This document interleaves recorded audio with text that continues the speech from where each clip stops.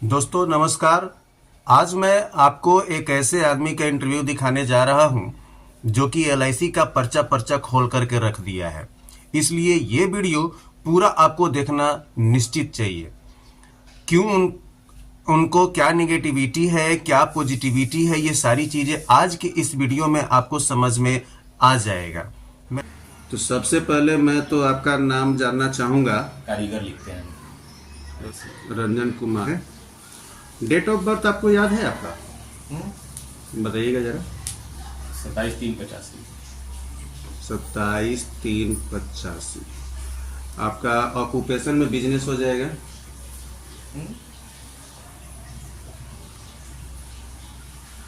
Education कहाँ तक है आपका? 8th क्लास तक। 8th class. मंथली इनकम या ईयरली इनकम लगभग क्या आप बता सकते हैं? वही 50-60 हज़ार। 50,000 मंथली मान के चलते हैं, ठीक है। और खर्च कितना होता होगा अप्रोक्सीमेटली मंथली? मेरा खर्च कभी बढ़ता है कभी कम। एक एवरेज मान के चलिए कि 25-30 हज़ार रुपया। 30,000 रुपया। इसका मतलब है कि 20,000 के आसपास आपका सेविंग है अप्रोक्सीमेटली। मोबाइल नंबर तो आपका मेरे पास में है, कोई दिक्कत नहीं है। अब ये बताइए, आपके पास में एलआईसी है या नहीं? हम LIC 2002 में शुरू किए। ठीक है। 2002 में जब हम पहली बार कमाना शुरू किए, तो 2002 में शुरू किए। उस समय में LIC तो 70-80 हज़ार रुपये एक मायने थी। 10-15 साल 20 साल बाद मुझे मिलेगा तो 70-80 हज़ार से कोई व्यापार नहीं। ये बात बता रहा हूँ, मेरी उम्र उस समय 18-20 साल होगी। इन शॉर्ट अगर कहे तो आप ये कह रहे हैं कि जो रिटर्निंग मिलना चाहिए वो नहीं मिलता है। नहीं, बिल्कुल नहीं मिलता। एलआईसी में रिटर्निंग नहीं मिलता है। बिल्कुल नहीं मिलता। यही ना है? आप समझिए पहले हमारी बात को। हाँ। जिस दिन हम व्यापार खोले अपना, हाँ। LIC शुरू किए, 2.5 ग्राम सोना बेचने के बाद में हम एक किस्ती 6 महीना का देते थे उनको। 2.5 ग्राम सोना बेचकर 1200 रुपया हम उनको देते थे। और जिस दिन वो पैसा मिला मुझे, कि पिछले साल मुझे आई है मेरे अकाउंट में वो राशि 50-60 हज़ार रुपया, उससे वो जो हम मतलब 2 साल में जो रुपया दिए हैं ना, जितना सोना बेच के, उतना रुपया का भी पैसा हमारे अकाउंट में नहीं आया। मतलब ये करने का है कि बिल्कुल भी आपके अनुसार से रिटर्निंग नहीं है। बिल्कुल जीरो। ठीक है। अब ये आपसे किसने कहा है कि एलआईसी रिटर्निंग के लिए होता है? देखिए, हम आपकी बात को समझ गए। रिटर्निंग के लिए नहीं होता है कि आपको रिस्क कवर हुआ या ये हुआ वो। मेन चीज देखिए, अब ये भी सुन लीजिए। हाँ। हमारे जो एक भाई थे जो गुजर गए, हाँ। तो मिडिल क्लास आदमी जो LIC खोलता है, उसके पास पैसे की भरपूर सुविधा नहीं होती है। किसी कारणवश उसका मतलब रुक गया, टाइम पर किसी नहीं दे पाया। अगर उस दौरान उसके के साथ कोई दुर्घटना हो गई, LIC बिल्कुल हटता है। नहीं, ऐसा नहीं। ऐसा हुआ है हमारे साथ। नहीं तो वो हुआ होगा तो किसी न किसी मतलब वजह से, चाहे आपका एजेंट वैसा होगा, चाहे कुछ होगा। एलआईसी का एक सिस्टम मैं आपको थोड़ा सा बता देता हूँ। एलआईसी में सिस्टम ये है कि सबसे पहले जब हम कमाना शुरू करते हैं तो हमारे पास में 3 चीजें होती है: अर्निंग, सेविंग, सिक्योरिटी।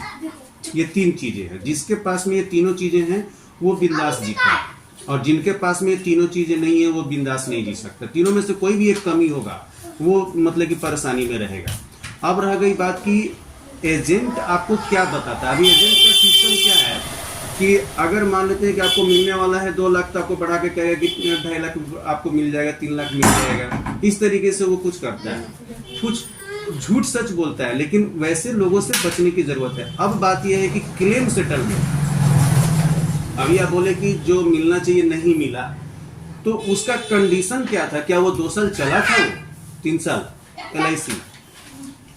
याद नहीं है। देखिए, हर चीज का एक नियम है। जैसे हम लोग एक कपड़ा ही, अब इस पेन को ही है, अगर मान लेते हैं हम खरीद करके इसको रख दे अलमारी में बंद करके, बाद में यूज करेंगे और इसको साल भर यूज नहीं करेंगे तो ये खराब हो जाएगा, ये जम जाएगा, नहीं चलेगा। तो LIC का जो हम लोग बताते हैं तो शुरू में ही बता देते हैं। पहले था 3 साल के लिए कि कम से कम मिनिमम 3 साल आपका चलना चाहिए। 3 साल था, 3 साल। अब 2 साल हो गया कि 2 साल, हाँ कि 2 साल चलना चाहिए। नहीं तो 2 साल नहीं चलेगा तो जो आपने जमा किया वो आपको नहीं मिलेगा। लेकिन 2 साल अगर चला लिए तो उसके बाद में श्योरली आपको मिलेगा ही मिलेगा। ठीक है, तो ये सिस्टम है, तो वो अलग बात है। और क्लेम सेटलमेंट जो है इसका 99% है। और 1956 की ये कंपनी है, दुनिया की सबसे बड़ी कंपनी है भारतीय जो LIC है, ये दुनिया की सबसे ज्यादा बड़ी भी और विश्वसनीय भी।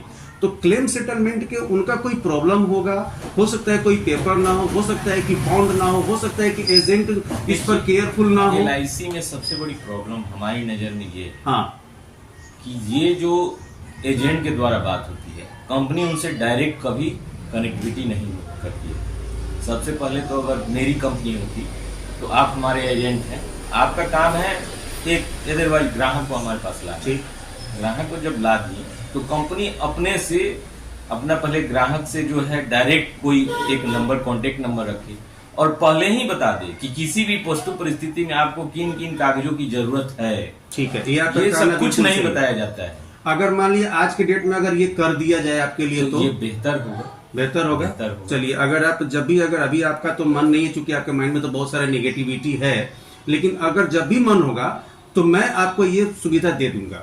आप डायरेक्ट कंपनी से आपका कांटेक्ट रहेगा। रहना चाहिए, इससे कोई मतलब नहीं है कि आप हमारे एजेंट हुए हैं। हाँ, उससे कोई मतलब नहीं। हो सकता है कि कल आपसे मेरा कुछ नहीं बिगाड़ हो जाए तो फिर क्या मतलब है। इसलिए कि एजेंट तो वही ना रहते हैं जो हमारे समाज में। बिल्कुल नहीं तो वो काम तो हो जाएगा, उसके लिए कोई दिक्कत नहीं है। वो ऐसा मतलब जरूरत नहीं है कि एजेंट रहेगा तभी काम होगा, ऐसी कोई जरूरत नहीं है, पहली बात। दूसरी बात, अगर आपको बुखार लग जाए और आपके एक बच्चे को बुखार लग जाए, पहले किसका इलाज कराएंगे आप?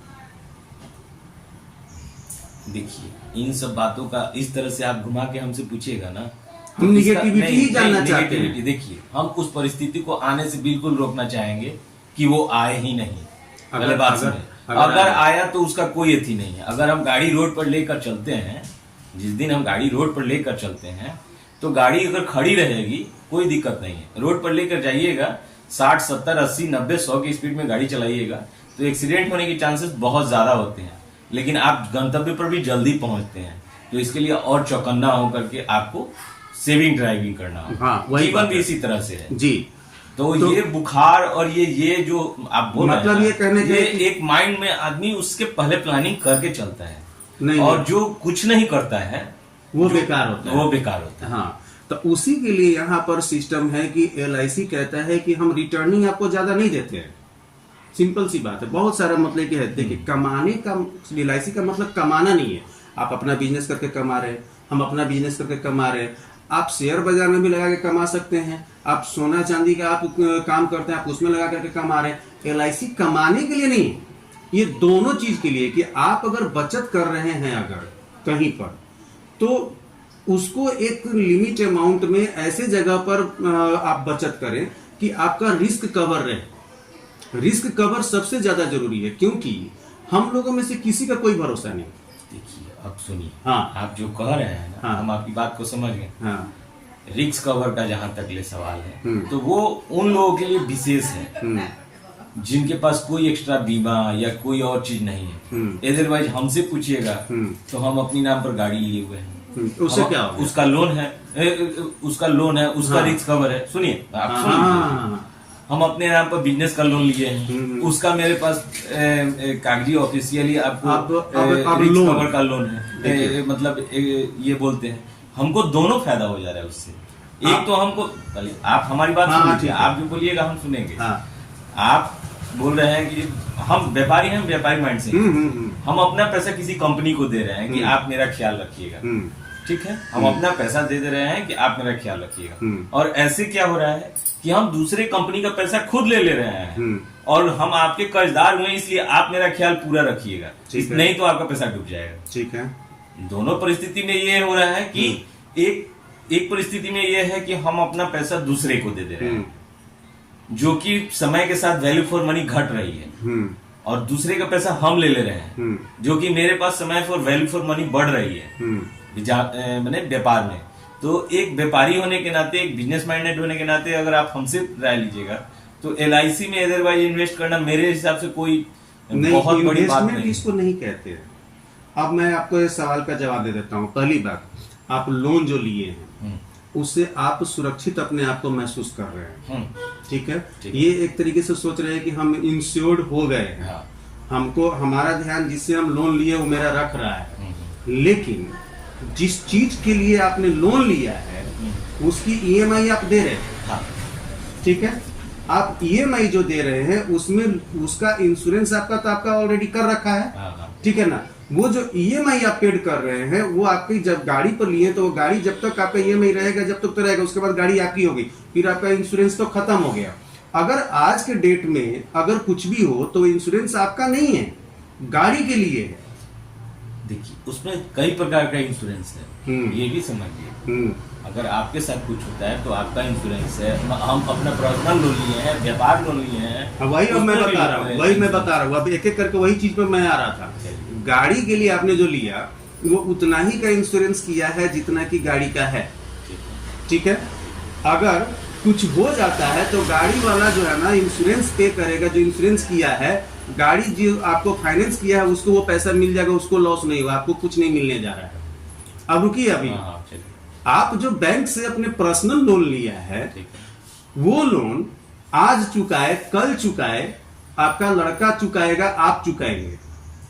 ठीक है, तो वो आपने आपको इंश्योर्ड नहीं किए हैं बल्कि अपने आप को कर्जदार बना लिए। हाँ, उस चीज से आप अलग से अर्निंग कर रहे हैं, ये आपका अच्छा बात है। ठीक है, लेकिन अपने आप को कर्जदार बना लिए हैं, ये सोच करके सोचिए। देखिए यही आपकी बातों में अंतर है।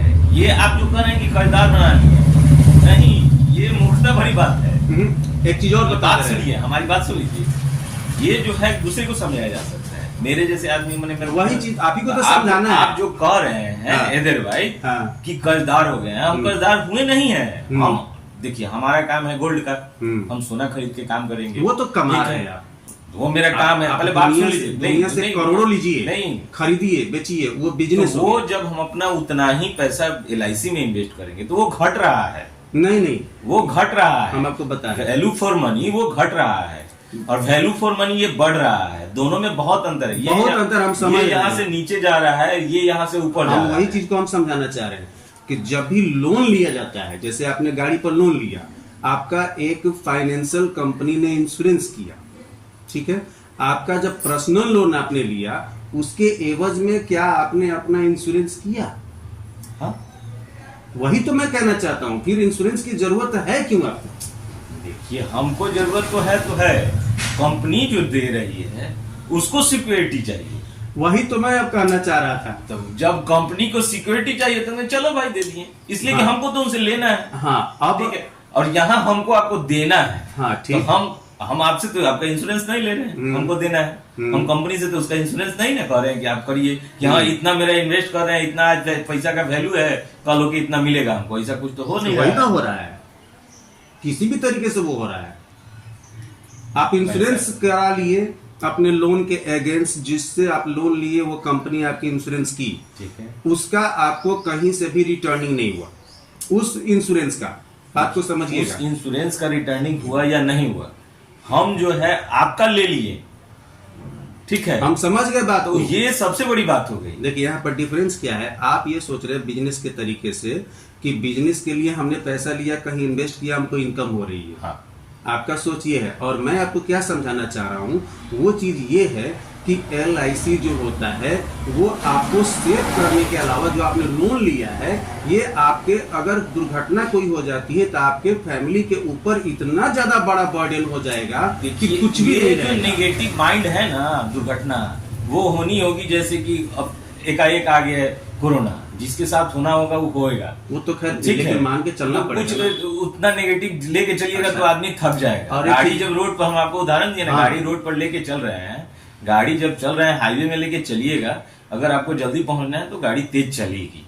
उसमें अगर नेगेटिव माइंड लेके चलिएगा, इसका मतलब है कि आप फ्यूचर के बारे में नहीं सोचते हैं। फ्यूचर के बारे में हम पूरा सेफली सोच के चलते हैं और खुद पर भरोसा रखते हैं। भरोसा रखना चाहिए, लेकिन फ्यूचर के बारे में सोचना जरूरी है। कंपनी पर कहीं आश्रित होने का कोई जरूरत नहीं है। कंपनी से लेके अगर हम खुद रख ले रहे हैं तो ये सबसे सेफली है। एक चीज और हम पूछेंगे, मान लीजिए कि उस समय ओल्ड एज के समय में, मान लीजिए कि आपका जिस समय पैर हाथ काम उतना नहीं करेगा, उस समय के लिए आप क्या सोच रहे थे? ये बात जान लीजिए कि हम व्यापारी हैं, ठीक है, और व्यापारी जो है वो मरने के समय तक कमाता है। वो मेरी बात सुन लीजिए, हम आपको एक बहुत पॉजिटिव बात बता रहे हैं अगर किसी भी व्यापारी से बात करिएगा जो व्यापार करता होगा, व्यापारी कभी भी मतलब रिटायर होता ही नहीं है। वो तो हम समझ रहे हैं ना बात को। एक सर्विसमैन रिटायर होता है, उसका एक समय है, 60 साल के बाद रिटायर हो जाएगा। लेकिन व्यापारी जैसे जैसे वो बूढ़ा होगा वैसे वैसे उसका एक अलग सिस्टम बैठते चला जाता है। अब जैसे कि मैंने जैसे कि हम बता रहे हैं, हम अपने व्यापार का बता रहे हैं, हम अपना काम कर रहे हैं, मेरे पास जो भी जमा हुआ 1 लाख 2 लाख 5 लाख 10 लाख वो ऑटोमेटिकली मेरा वो ऐसे अर्निंग में चला जाएगा। वो आपका है। देखिए LIC तो रिटर्निंग ज्यादा नहीं देती है। आप अगर 20 साल के लिए रहिएगा तो जस्ट 2.5 गुना के आसपास में देती है। तो अभी ये अगर सोच अगर मान लीजिए कि जैसे कि आप रखे हैं कि रिटर्निंग नहीं है, हमारे पैसे का उतना वैल्यू नहीं मिलता है जितना कि सोने, तो सोने के जितना आकलन कीजिएगा तो नहीं, क्योंकि ये बिजनेस नहीं है पहली बात। और हम आपको एक चीज और बता देते हैं, ये उतना रिटर्निंग आपको नहीं देगा। आपकी बात तो सही है, लेकिन इसका इतना भी कम वैल्यू नहीं होता है कि आदमी इससे बिल्कुल अलग हो जाए। थिंकिंग है, बड़े बड़े फाइनेंशियल जो पर्सन है उनका थिंकिंग ये है कि जब आप लोन लो उसके एवज में एक इंश्योरेंस लो, इसीलिए जो लोन देने वाली कंपनी है वो आपका इंश्योरेंस करती है। पहली बात, वो आपको नहीं सेव कर रही है, वो अपने आप को सेव कर रही है। एक कंपनी की बात होती है, कंपनी कोई भी खुलती है ना तो वो अपने पैसे से ज्यादा नहीं खोलती है। अगर मान लीजिए 10 लाख रुपए की अगर वो अपनी कंपनी कोई चला रहा है, दुकान चला रहा है, तो वो 10 लाख का कहीं ना कहीं से उसके ऊपर तो वो कर्ज ही ना है, वो कहीं ना कहीं एसेट तो बनेगा। यानी कि आपने 10 लाख कर्ज लिया, उसका आपने कहीं ना कहीं इन्वेस्ट किया, तो वो 10 लाख आपका कहीं संपत्ति हुआ ना, तब ना बैलेंस रहेगा। अगर ये संपत्ति अगर जितना कर्ज लिए उतना का अगर संपत्ति नहीं है तो आपका बैलेंस खराब है, और ये एक समय में आपको बहुत ज्यादा डिफिकल्टी में डाल देगा। देखिए, ये आपकी बात हम सब समझ लिए, ठीक है, सिंपल समझ लीजिए, गाड़ी लेके रोड पर चलाइएगा, वो तो हम समझ रहे हैं। लेकिन एक चीज हम जो इतना देर से बात किए, एक चीज हमको ये महसूस हुआ कि आप नॉलेज तो रखते हैं बिजनेस के बारे में काफी ज्यादा, लेकिन फाइनेंशियली आप सिक्योर नहीं है। लेकिन आपको मैं समझा नहीं पा रहा हूं कि आप सिक्योर कैसे होंगे, ये मेरी मतलब एक कमी है, मैं आपको नहीं समझा पा रहा हूं। आपको मैंने एक चीज जो बताया कि 10 साल आप अगर इन्वेस्ट करते हैं, उसके बाद जिंदगी भर रिटर्निंग देता है बिना कुछ किए हुए, आप इस चीज को अगर समझिएगा ना, तो उसको फिर 10 साल के बाद में जब आपका रिटर्निंग होगा, उस चीज को जब आप इन्वेस्ट करिएगा, वो आपके बिजनेस से बहुत ज्यादा कई गुना मतलब कि देने जा रहा है। और 3 चीजें जो मैंने आपको बताया, जिंदगी में कभी भी अगर आपके पास में है तो आप सुरक्षित है। पहला अर्निंग, दूसरा सेविंग, तीसरा सिक्योरिटी। ये तीनों चीजें अगर आपके पास में है तो आपको LIC की जरूरत नहीं है। और अगर ये तीनों चीजों में से कोई कमी है, तीनों चीज जो आप बोल रहे हैं, अदरवाइज हम जो व्यवसाय करते हैं, ये तीनों चीज हमारे व्यवसाय में सबसे प्रथम है, पीटी कहते हैं। अगर नेगेटिविटी सोचना चाहिए, लेकिन उसको बहुत ज्यादा हावी नहीं होने देने के लिए ही LIC चाहिए। नहीं, कोई ऐसी जरूरत नहीं है। हाँ, ऐसी हावी हो ही जाएगा तो हम क्या करेंगे, बीमारी आ ही जाएगा तो क्या करेंगे। चलिए ठीक है, तुरंत बाद है, फिर मिलते हैं आपसे। चलिए, और मिलकर के अच्छा भी लगा। आपने जो इतना मतलब इम्पोर्टेंट बात मतलब कि बताया आपने, और लोगों को भी सीख मिलेगी कि किस लिए हमने भी आपको बहुत सारी चीजें बताई कि जरूरत है LIC। आप नहीं अगर लिए हैं और नहीं लेना चाहिए, इसके पहले आप LIC के कस्टमर रहे भी हैं, है ना, इसलिए आप इसके बारे में पॉजिटिव निगेटिव सब जान रहे हैं, इसलिए। और आपका बिजनेस में 3 गो LIC करा के बंद कर चुके। हाँ, आपके बिजनेस में आप तीनों चीजों को आप मान रहे हैं कि हम सिक्योर हैं, अर्निंग भी हमारा ठीक ठाक हो रहा है, अपना काम बढ़िया से चल रहा है, हम सेफ भी हैं और हमारा सेविंग भी हो रहा है। तो इसलिए आपके लिए LIC की जरूरत नहीं है आपकी नजर में। बहुत आपसे मिलकर के अच्छा लगा, और ये जब आएगी जब वीडियो तो आप जरूर देखिएगा चैनल पर हमारे, और लोगों को भी बताइएगा। ठीक है, धन्यवाद।